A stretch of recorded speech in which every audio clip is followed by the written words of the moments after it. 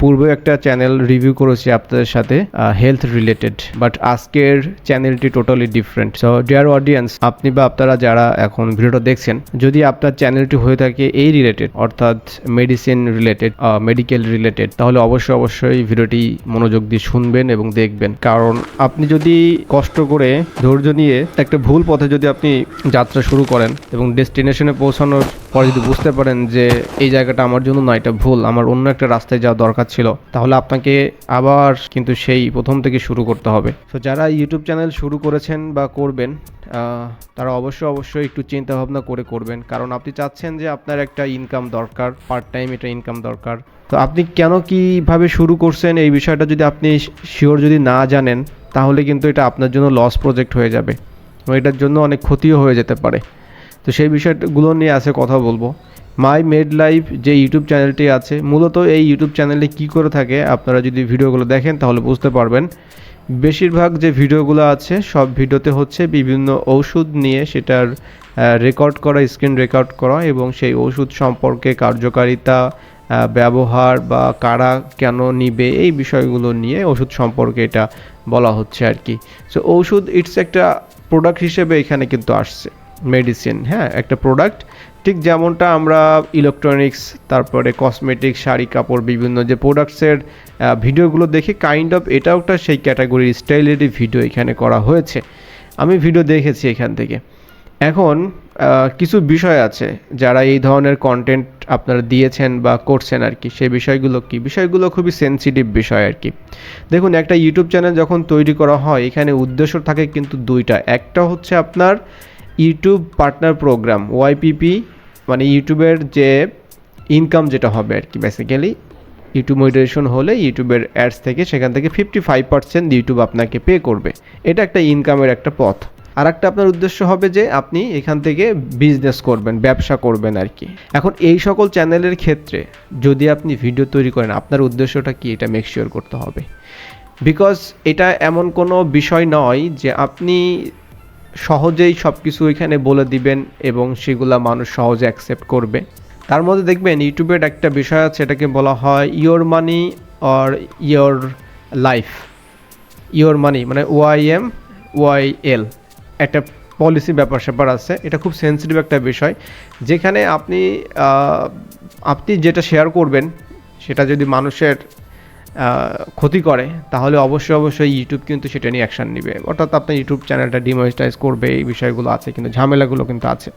ঠিক আছে, ওকে। সো এখন এই যে ব্যাপারটা নিয়ে যেটা বললাম যে আপনার উদ্দেশ্য যদি হয় ওয়াইপিপি, তাহলে আমি বলবো যে এইটা নিয়ে যদি আপনি কাজ করতে চান, তাহলে এটা রিস্ক থেকে যাচ্ছে। ইউটিউবের পলিসি অনুযায়ী এটা ভবিষ্যতে যে কোনো সময় বিভিন্ন কন্টেন্টের কারণে ঝামেলা হয়ে যেতে পারে আর কি।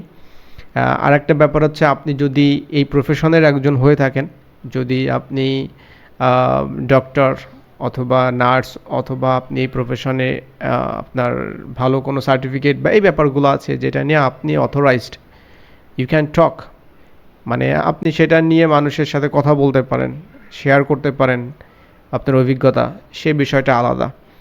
আরেকটা ব্যাপার হচ্ছে, এখানে আপনি ওষুধ এর মানে বিষয়টা দেখিয়ে আপনি সেই বিষয়গুলো এখানে আনার চেষ্টা করতেছেন। সো এটা একটা প্রোডাক্ট হিসেবে আপনি চিন্তা ভাবনা করতে পারেন, কিন্তু ব্যাপারটা এমন না যে আপনার কাছ থেকে সরাসরি মানুষ এটা কিনতে আসবে, একজন রোগী, কারণ সে চলে যাবে ডক্টরের কাছে।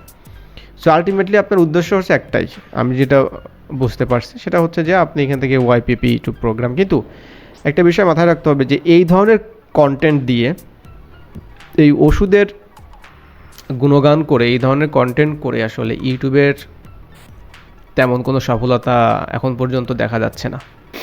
সো হেলথ ক্যাটাগরির মধ্যে অনেক চ্যানেল আছে।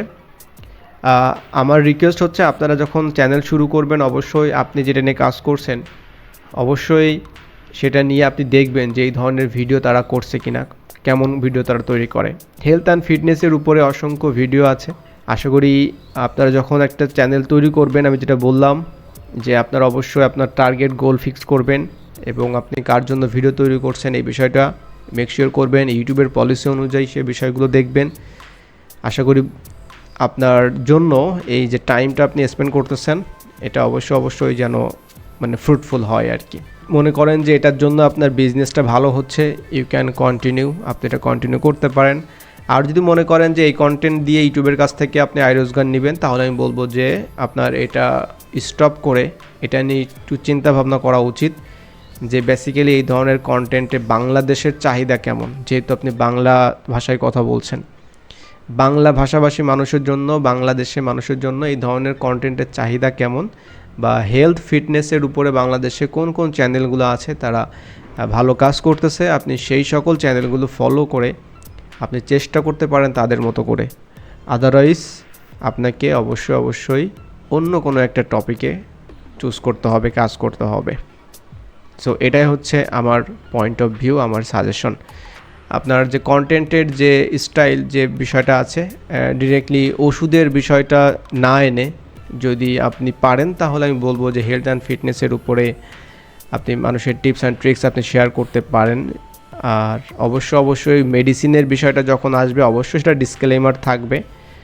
সো আপনার উদ্দেশ্য টার্গেট ঠিক করে আপনি যদি মনে করেন যে হ্যাঁ আমার টার্গেট, আমি ঠিক জায়গায় আছি, আমি কাজ করতেছি, এটা নিয়ে অনেকে কাজ করতেছে, তাহলে ইউ ক্যান কন্টিনিউ।